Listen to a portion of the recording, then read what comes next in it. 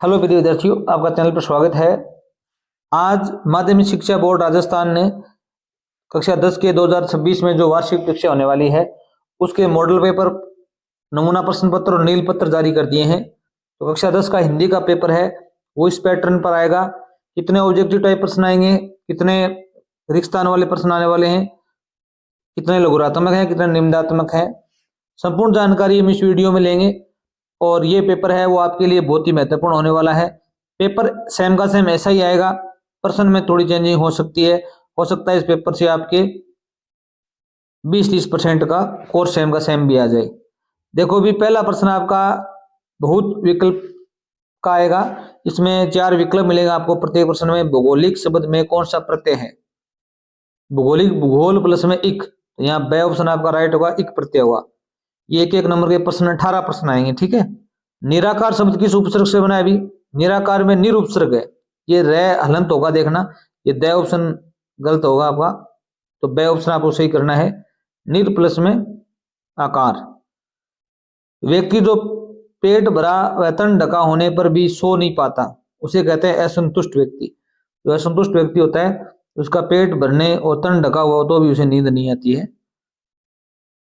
और आगे देखो भी 4 नंबर प्रश्न दिया गया है, निम्नलिखित में से कौन सी रचना मन्नू भंडारी की नहीं है? इसमें झूठ और सच्चाई ये यशपाल की है, मन्नू भंडारी की नहीं है। त्रिशंकु, मैं हार गई, एक प्लेट सैलाब, ये तीनों जो कृतियां हैं, रचनाएं हैं, ये मन्नू भंडारी की हैं।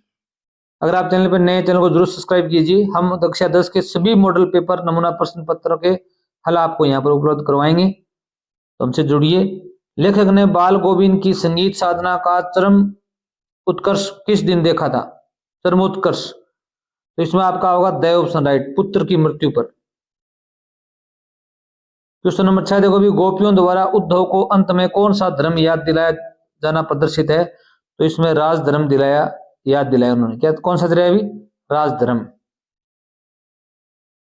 कोई प्रश्न में त्रुटि हो या आपको ऐसा लग रहा हो कि इसमें प्रश्न में चेंज होना चाहिए तो आप कमेंट जरूर कर सकते हैं। हो सकता है कोई मिस्टेक हो तो याद दिलाएं। क्वेश्चन नंबर 7 देखो भी, अट नहीं रही है कविता में किस मास की मादकता का वर्णन किया गया है? इसमें 7 नंबर में क्या करोगे भी, फागुन मास की वर्णन किया गया है। इसमें संगतकार का कार्य होता है। संगतकार इसमें बताओगे मुख्य गायक के साथ स्वर मिलाकर उसके स्वर को बल प्रदान करना, ठीक है। ए ऑप्शन इसमें राइट होगा। ये प्रश्न अर्धवार्षिक परीक्षा में भी पुटअप हुआ था इसी तरीके से। क्वेश्चन नंबर 9 देखो भी, भोलानाथ और उसके दोस्तों का कौन सी शरारत महंगी पड़ी थी भी? मूसन तिवाड़ी के साथ बदतमीजी की, द ऑप्शन राइट होगा। बहुत मोस्ट प्रश्न है ये। मैं क्यों लिखता हूं पाठ के आधार पर बताइए कि आलसी लोग किस दबाव के बिना नहीं लिख पाते? माता पिता का दबाव, आंतरिक दबाव, बाहरी दबाव। सही ऑप्शन इसमें आपका जाएगा भी राइट होगा। क्वेश्चन नंबर 11 देखो भी, साना साना हाथ जोड़ी पाठ की लेखिका गंतोक में सुबह आंख खोलते ही बालकनी की ओर क्यों दौड़ी? वो चिड़िया को पकड़ने के लिए, कचनजंगा देखने के लिए? तो इसमें बे ऑप्शन ही आपका राइट हो जाएगा, ठीक है। टिमरो माया सेंदे मलाई सताउच वक्ति का तात्पर्य क्या है भी? इसमें माया से ही मलाई मिलती है, 3 मोड़ के बाद 7 परिवर्तन है, तुम्हारा प्यार मुझे सदैव रुलाता है। ये सही ऑप्शन क्या होगा भी राइट होगा।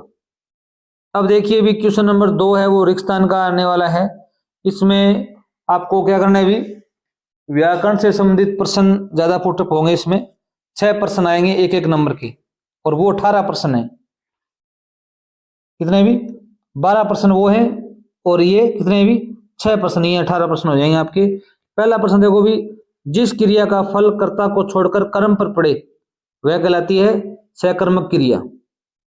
सकर्मक क्रिया, सकर्मक क्रिया। वे विशेषण जो किसी पदार्थ के गुण, दोष, रूप, रंग, आकार आदि का बोध कराते हैं उन्हें क्या कहते हैं भी? गुणवाचक विशेषण कहते हैं। क्या कहते हैं भी? गुणवाचक। वे सब जिनके स्वरूप में लिंग, वचन, काल आदि से कोई परिवर्तन नहीं होता उन्हें कौन से शब्द कहते हैं भी? अविकारी शब्द कहते हैं। क्या कहते हैं भी? अविकारी शब्द और इसका आप दूसरा नाम होता है अव्यय शब्द भी कह सकते हो आप, इन्हें अव्यय कहते हैं। क्या कहते हैं भी? अव्यय। ये मोस्ट है, अर्धवार्षिक में भी, पीछे वार्षिक एग्जाम में भी 2-3 बार आया हुआ है, आ सकता है आपके। सर्वनाम के कितने वेद होते हैं भी? सर्वनाम के 6 वेद होते हैं। स्वागत शब्द में संधि है, सु प्लस में आगत। और कौन संधि बताओगे भी? यण संधि। इसमें कौन संधि है भी? यण संधि है। रात दिन शब्द में समास कौन सा है भी? द्वंद्व समास है। कौन समास है भी? द्वंद्व। रात और दिन। आगे देखो भी, अब आपका 3 नंबर प्रश्न है, वो है पठित गंध्यास आया हुआ है। भारत के राष्ट्रीय आदर्श त्याग और सेवा। आप क्या हमेशा याद रखना, जो भी है पठित गंध्यास आए उसको 2 बार आराम से पढ़ोगे आप, आपके सारे प्रश्न सही होंगे, एक प्रश्न भी गलत नहीं होगा। भारत के राष्ट्रीय आदर्श क्या है भी? त्याग और सेवा। आप इन धाराओं में तीव्रता उत्पन्न कीजिए और शेष सब अपने आप ठीक हो जाएगा। तुम काम में लग जाओ, फिर देखोगे इतनी शक्ति आएगी कि तुम उसे संभालने सकोगे। दूसरों के लिए रत्तीभर सोचने से धीरे धीरे हृदय में सिंह का सा बल आ जाता है। तुम लोगों से मैं इतना स्नेह करता हूं, परंतु यदि तुम लोग दूसरों के लिए परिश्रम करते करते मर भी जाओ तो भी यह देखकर मुझे प्रसन्नता ही होगी। केवल वही व्यक्ति सबकी अपेक्षा उत्तम रूप से कार्य करता है जो पूर्णतः निस्वार्थ है। पहला प्रश्न देखो भी, इसमें क्या दिया गया है? भारत के राष्ट्रीय आदर्श हैं क्या है भी? त्याग और सेवा। यहाँ बे ऑप्शन इसमें आपका राइट होगा। यह पठित गंध्यास है, आपकी किताब से नहीं आने वाले, बाहर से आएंगे। दूसरों के लिए सोचने से हृदय में किस प्रकार का सा बल आ जाता है? ये यहां पर दिया हुआ था, देखो भी, सिंहसा बल। कैसा बल भी? सिंहसा, शेर जैसा बल आ जाता है। स्वार्थी शब्द का विपरीतार्थक शब्द गंध्यास से छांट कर लिखना है। स्वार्थी का हो जाएगा निस्वार्थ। क्या हो जाएगा भी? निस्वार्थ। सही ऑप्शन इसमें आपका क्या होगा भी? राइट होगा। 4 नंबर प्रश्न है, उपर्युक्त गंध्यास का उचित शीर्षक बताना है आपको। शीर्षक क्या बताओगे इसका भी? शीर्षक आएगा भारत के राष्ट्रीय आदर्श। भारत के राष्ट्रीय आदर्श, ये लिख दो शीर्षक, ये शीर्षक है इसका। ठीक है। अगला प्रश्न है, लेखक को क्या देखकर प्रसन्नता होगी? क्या देखकर प्रसन्नता होगी भी? लेखक को यदि तुम लोग दूसरे के लिए परिश्रम करते करते मर भी जाओ तो भी यह देखकर मुझे प्रसन्नता ही होगी।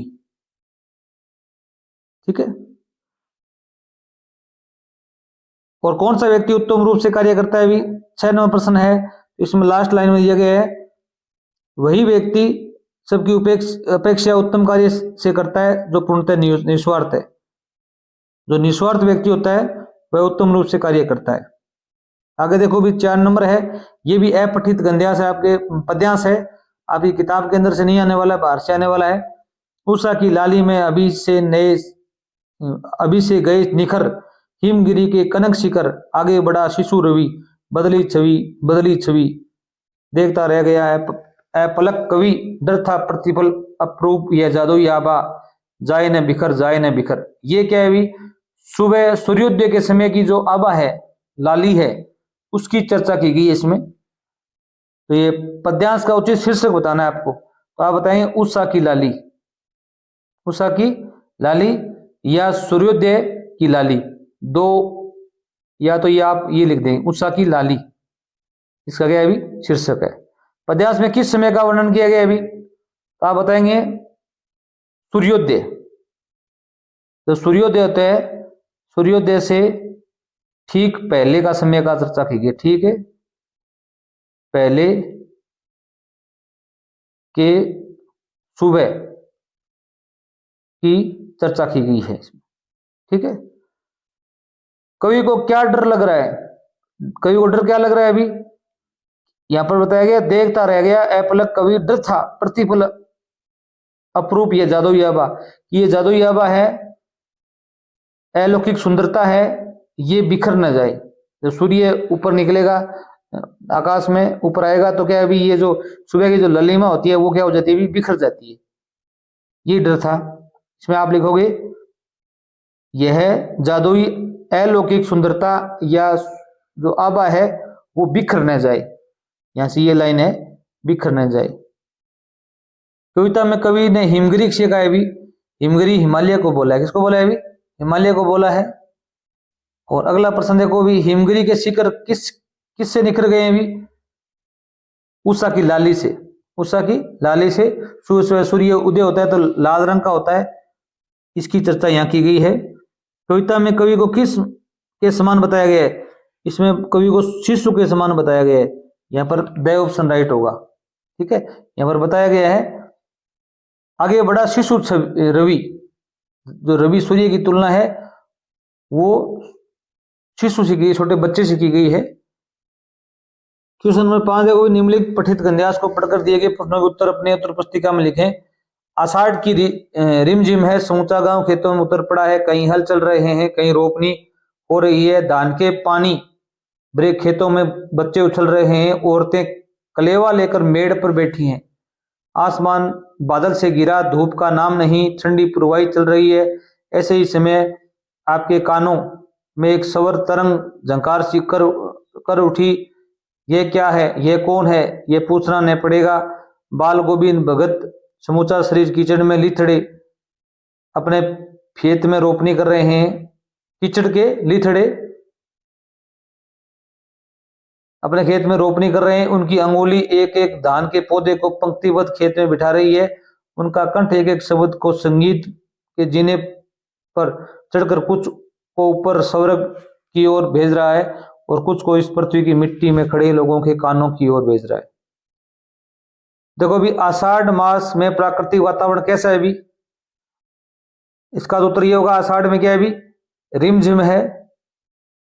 और क्या है भी? बादल, आसमान में बादल छाए हुए हैं, कहीं पर भी धूप नहीं है, ठंडी पुरवाई चल रही है। ये बातें आप इसमें लिखोगे। तो आषाढ़ की रिमझिम में गांव के लोग क्या करते हैं भी? इसमें आप ये बता सकते हो, समूचे गांव खेतों में उतर पड़ा है, कई लोग खेतों में हल चला रहे हैं, कई लोग क्या करें भी? फसलों को रोप रहे हैं या धान को रोप रहे हैं, बच्चे खेतों में उछल रहे हैं पानी में, औरतें कलेवा लेकर मेड़ पर बैठी हुई हैं। इस प्रकार की बातें आप यहां पर लिख सकते हो। किसके संगीत के स्वर की तरंग है स्वर्ग की ओर लोगों के कानों की ओर आ रही है? इसमें बताएंगे बाल गोविंद भगत के गीतों की या उसके संगीत की। हार्ड नहीं है बिल्कुल भी। हिंदी में आप 90+ नंबर आराम से ला सकते हो और थोड़ी सी मेहनत करोगे। इसके अथवा में भी एक पेशी जाने वाला है। प्रभात फेरियां, हड़तालें, जुलूस, भाषण हर शहर का चरित्र था। पूरे दमखम और जोश खरोश के साथ इन सबसे जुड़ना हर युवा का उन्माद। मैं भी युवा थी और शीला अग्रवाल की जोशीली बातों में रगों में बहते खून को लावे में बदल दिया था। स्थिति ये हुई कि एक बवंडर शहर में मचा हुआ था और एक घर में मचा हुआ था। पिताजी की आजादी की सीमा यहीं तक थी कि उनकी उपस्थिति में घर में आए लोगों के बीच उठूं बैठूं, जानू पहचानू, हाथ उठा उठाकर नारे लगाती, हड़तालें करवाती, लड़कों के साथ शहर की सड़कें नापती। लड़की को अपनी सारी आधुनिकता के बावजूद बर्दाश्त करना उनके लिए मुश्किल हो रहा था। तो किसी की दी हुई आजादी के दायरे में चलना मेरे लिए मुश्किल हो रहा था। स्वतंत्रता संग्राम में युवाओं की क्या भूमिका थी भी? युवा क्या कर रहे थे भी? प्रभात फेरियां लगा रहे थे, हड़तालें कर रहे थे, जुलूस कर रहे थे, भाषण कर रहे थे। बस ये बातें लिखनी है आपको।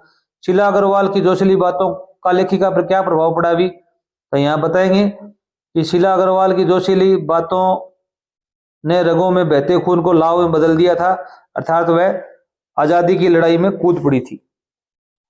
ठीक है, लेखिका ने स्वतंत्रता संग्राम में कैसे सहभागिता निभाई भी? आप लिखेंगे लेखिका ने स्वतंत्रता संग्राम में हाथ उठा उठाकर नारे लगाना, हड़तालें करवाना, लड़कों के साथ सड़कों पर घूमना आदि कार्य किए थे।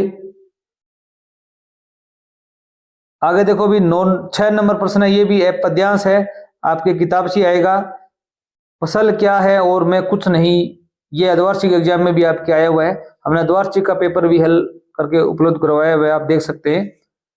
वह नदियों के पानी का जादू है, वह कुछ नहीं है, नदियों के पानी का जादू है। वह हाथों के स्पर्श की महिमा है। भूरी काली संदली मिट्टी का गुणधर्म है, रूपांतरण है सूरज की किरणों का, चिमटा हुआ संकोच, हवा की थिरकन का। पहला प्रश्न इसमें क्या दिया गया अभी, काव्यांश में किन मानवीय मूल्यों की ओर संकेत किया गया है, किन्हें मानवीय मूल्यों की ओर संकेत किया गया है। तो आपको क्या बताएंगे भी, इसमें बताया गया किसानों की मेहनत, क्या लिखोगे भी, किसानों की मेहनत, प्रकृति के योगदान और सामूहिकता पर किया गया है। ठीक है। खेतों में लहलाती हुई फसल को देखकर मानव मन में क्या चित्र उत्पन्न होता है। तो आपके भी देख सकते हो, खेतों में अगर कल्पना करके बताना है आपको, ये आप खेतों में फसल देखते हो तो क्या होता है भी, मन में खुशी और समृद्धि का चित्र प्रस्तुत होता है, मन में खुशी का चित्र या समृद्धि का चित्र प्रस्तुत होता है। रूपांतरण है सूरज की किरणों का, पंक्ति कैसे भी, सूर्य की किरणों द्वारा ही फसल का रंग आता है और उनका विकास होता है।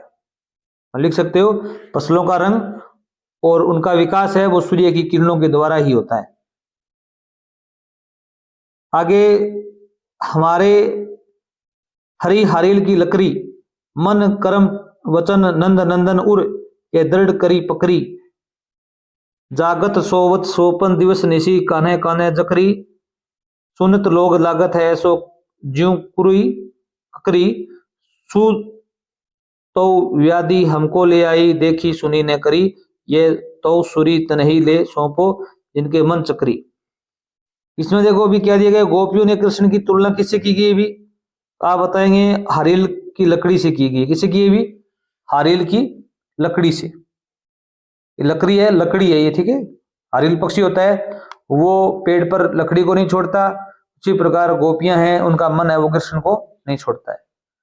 गोपियों का उद्धव द्वारा दिया गया योग संदेश कैसा प्रतीत होता है, इसमें लिया गया है कुरुई ककड़ी, कड़वी ककड़ी जैसा प्रतीत होता है। कैसा प्रतीत होता है भी, कुरुई ककड़ी मतलब कड़वी ककड़ी के समान प्रतीत होता है।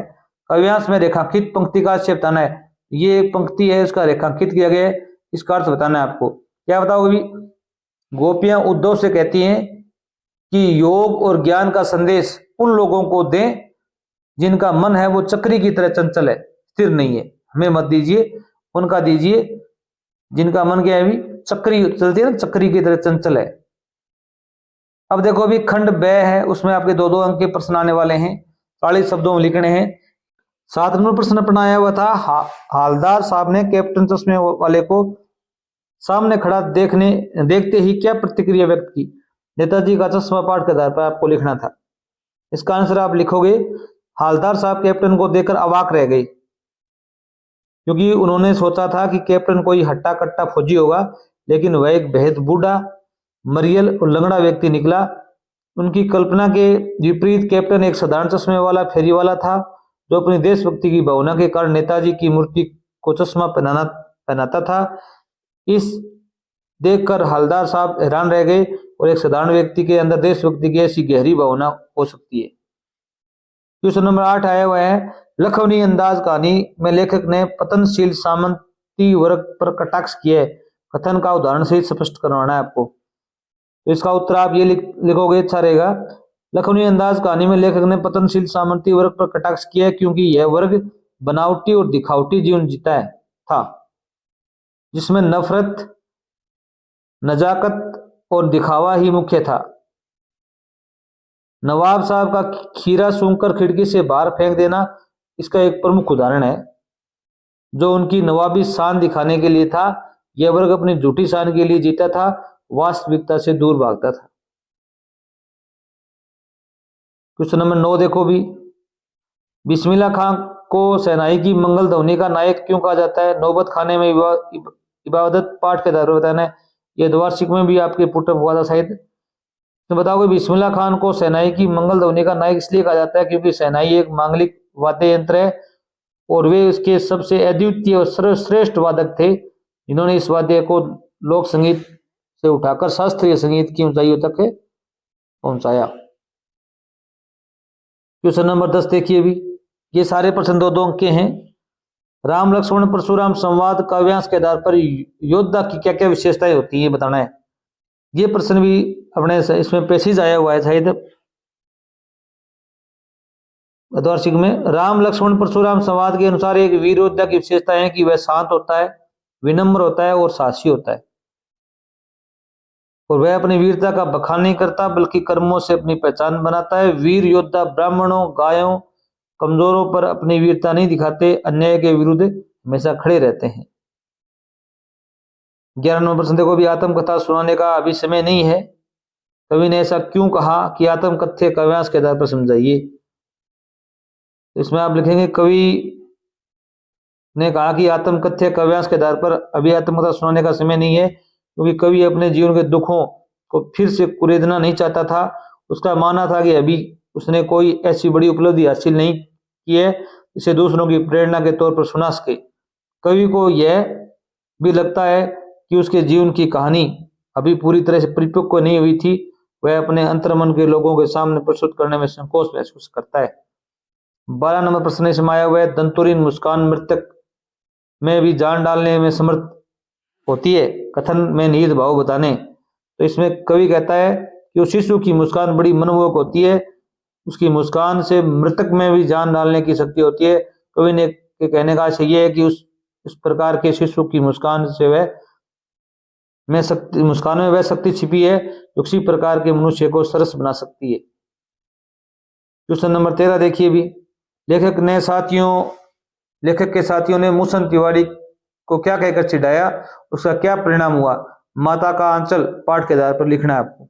आप बताएंगे एक दिन भोलानाथ और उसके साथी बाग से आ रहे थे, उन्हें मूसन तिवारी गुरुजी दिखाई दिए, उन्हें कम दिखाई पड़ता था। साथियों में से ढीठ बेजू ने उन्हें चिढ़ाते हुए कहा, बुढ़वा बेईमान मांगे करेला का चोखा। गुरुजी को चिढ़ाकर सभी बच्चे घर की ओर भागने लगे। गुरुजी बच्चों को पकड़ने के लिए भागे पर बच्चे हाथ न आए। वे पाठशाला चले गए। पाठशाला से 4 बच्चे भोलानाथ और बेजू को पकड़ने के लिए घर आ गए। शरारती बेजू और अन्य बच्चे भाग गए, पर भोलानाथ को गुरुजी के शिष्य पकड़कर पाठशाला ले गए। जिन बच्चों ने गुरुजी को चिढ़ाया था उनके साथ रहने के कारण उन्होंने भोलानाथ को दंडित किया था। लेखक ने जीव अपव्यय के बारे में क्या अनुमान लगाया, मैं क्यों लिखता हूं, पाठ के आधार पर बताना है। जीव अपव्यय, जीवों को मारना। उत्तर लिखोगे मैं क्यों लिखता हूं, पाठ के आधार पर लेखक ने अनुमान लगाया कि जीवों का व्यर्थ में मारा जाना अणुबम के व्यर्थ के विनाश से भी अधिक दुखद है। क्वेश्चन नंबर 5 देखो भी, अपनी खिचड़ी अलग पकाना मुहावरे का अर्थ बताना है। एक प्रश्न आपके ग्रामर मुहावरे का भी इसमें आया हुआ है। तो सबसे अलग थलग रहना, अपनी खिचड़ी अलग पकाना मुहावरे का अर्थ क्या है भी, सबसे अलग थलग रहना या अपना काम सबसे अलग ढंग से करना।